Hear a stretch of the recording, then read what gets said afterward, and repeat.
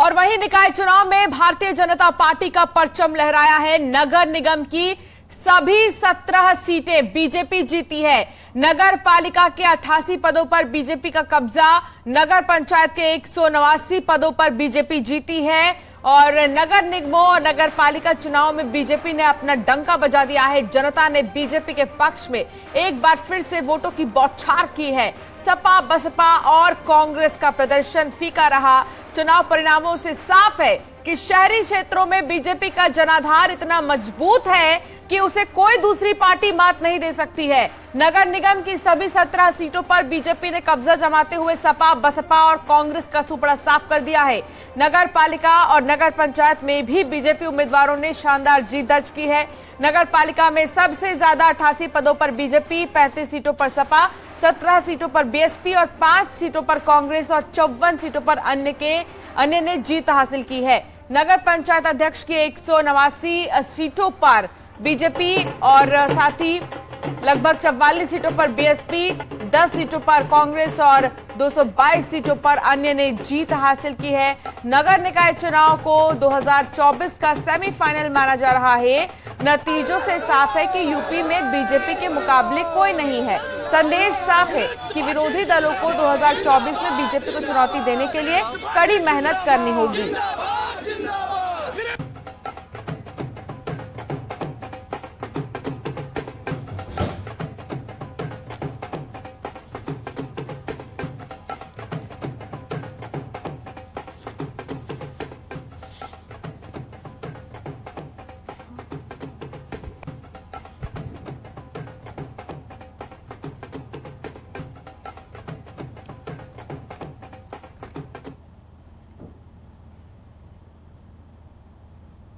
नगर निकाय के नतीजों पर सीएम योगी ने बधाई दी है। सीएम योगी ने प्रेस कॉन्फ्रेंस कर कहा कि बीजेपी के कर्मठ कार्यकर्ताओं ने कड़ी मेहनत की, जिससे बीजेपी को ये प्रचंड जीत मिली है। सुनिए। प्रदेश के उपाध्यक्ष आदरणीय संतोष सिंह जी से निवेदन है कि माननीय उप मुख्यमंत्री श्री ब्रजेश पाठक जी का उत्तर प्रदेश में भारतीय जनता पार्टी के कार्यकर्ताओं की मेहनत, सरकार और संगठन के बेहतर समन्वय,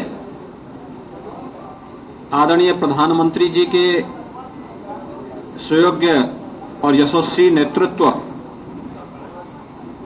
और उनके मार्गदर्शन में उत्तर प्रदेश नगर निकाय के चुनाव में भारतीय जनता पार्टी ने अब तक की सबसे बड़ी विजय प्राप्त की है। 17 नगर निगमों में पहली बार भारतीय जनता पार्टी सभी नगर निगमों में एक साथ पूर्ण बहुमत के साथ विजय प्राप्त करने में सफल हुई है। 5 लाख से लेकर के 50 लाख मतदाताओं यानी आबादी के बीच का होता है और इतनी बड़ी आबादी की जनता को प्रदेश के अंदर बुनियादी सुविधाएं उपलब्ध कराने, उनके समग्र विकास और उन्हें स्मार्ट सिटी के रूप में विकसित करने के आदरणीय प्रधानमंत्री जी के विजन को डबल इंजन सरकार ने जिस प्रभावी तरीके से आगे बढ़ाया है, आज ये जनादेश सबके सामने है। ये चीजें दिखाती हैं कि डबल इंजन सरकार ने प्रधानमंत्री मोदी जी के मार्गदर्शन में, उनके नेतृत्व में सुशासन, विकास और सुरक्षा का जो एक बेहतर वातावरण उत्तर प्रदेश के अंदर बनाया है, उसको यह जनादेश प्राप्त हुआ है। और शासन की चीजों को, डबल इंजन सरकार के कार्यक्रमों को जमीनी धरातल तक पहुंचाने के लिए हमारे नगर विकास मंत्रालय विभाग ने, भारतीय जनता पार्टी के कार्यकर्ताओं ने जिस तत्परता के साथ कार्य किया है, चुनाव में बेहतर समन्वय हम सबकी बेहतर ताकत थी, सबसे मजबूत ताकत थी, उसका ये परिणाम हमारे सामने है। निकाय चुनाव के नतीजों के ठीक बाद सीएम योगी आदित्यनाथ गोरखपुर दौरे पर पहुंचे हैं। गोरक्षनाथ मंदिर पहुंचकर सीएम योगी ने नाथ संप्रदाय के गुरुओं की समाधि पर माथा टेका। आज सीएम योगी गोरखनाथ मंदिर में जनता दरबार भी लगा सकते हैं। तो निकाय चुनाव के नतीजों के बाद मुख्यमंत्री योगी आदित्यनाथ का गोरखपुर दौरा है और यहां पर उन्होंने गोरक्षनाथ मंदिर में पूजा अर्चना की है। उन्होंने मत्था टेका है। गुरुओं की समाधि पर मत्था टेका मुख्यमंत्री योगी आदित्यनाथ ने। निकाय चुनाव में बीजेपी को प्रचंड जीत मिली है और 17 की 17 निगमों में बीजेपी ने ही जीत हासिल की है। बीजेपी के प्रत्याशियों की जीत हुई है। इसी सिलसिले में योगी आदित्यनाथ पहुंचे गोरखपुर और यहां पर उन्होंने गोरक्षनाथ मंदिर में पूजा अर्चना की।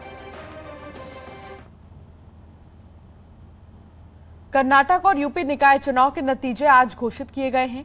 सीएम धामी ने कहा कि कर्नाटक में बीजेपी के वोट परसेंट को देखकर कहा जा सकता है कि अभी भी बीजेपी पर जनता का भरोसा बना हुआ है। साथ ही सीएम धामी ने यूपी के निकाय चुनाव में प्रचंड जीत के लिए बधाई दी है और कहा कि पीएम मोदी और सीएम योगी के नेतृत्व में यूपी में बड़ी जीत मिली है।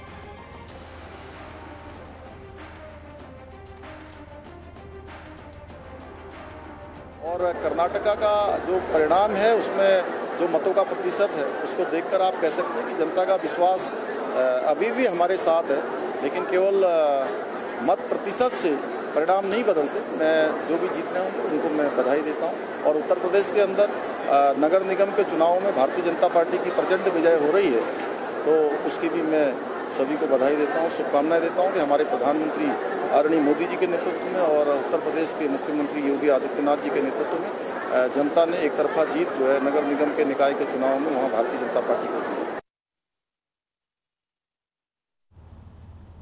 तो पुष्कर सिंह धामी ने बधाई दी है और कहा कि जो प्रचंड जीत हासिल की गई है निकाय चुनाव में, भारतीय जनता पार्टी को ढेर सारी शुभकामनाएं।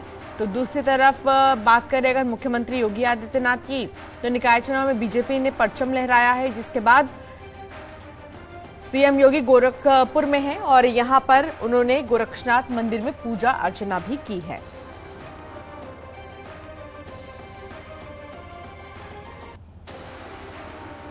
झांसी से अश्विनी मिश्रा हमारे संवाददाता हमारे साथ जुड़ गए हैं। अलीगढ़ से रंजीत हमारे साथ हैं, आजमगढ़ से अभिषेक हैं हमारे साथ और आगरा से कामिर हमारे संवाददाता है। लेकिन सबसे पहले मैं रुक करना चाहूंगी झांसी का। झांसी में अश्विनी, किस तरह का उत्साह है, जश्न किस तरीके से भारतीय जनता पार्टी मना रही है?